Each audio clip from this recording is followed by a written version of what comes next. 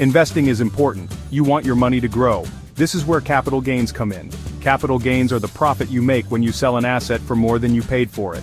Imagine you bought a painting for $500. Years later it's worth $5,000. If you sell it, you'd have a capital gain of $4,500. That's a nice profit.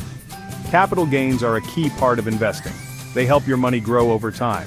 But remember, not all gains are taxed equally. The tax you pay on capital gains depends on how long you held the asset.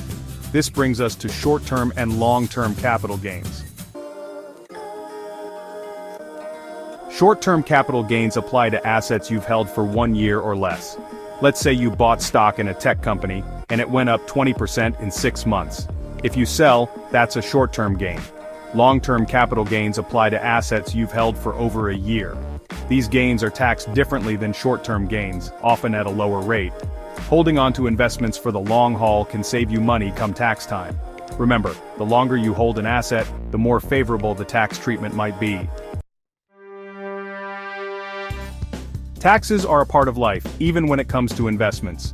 When you sell an asset for a profit, you usually owe taxes on those capital gains. However, the tax rate can vary. Short-term capital gains are taxed as ordinary income. This means they're taxed at your usual income tax bracket. Long-term capital gains are often taxed at a lower rate. This can save you money. It's important to factor in potential capital gains taxes when making investment decisions. Talk to a tax professional to understand how these rules apply to your situation. Managing your capital gains is crucial for maximizing your investment returns. One strategy is to hold on to investments for the long term, to potentially benefit from lower tax rates on long-term capital gains.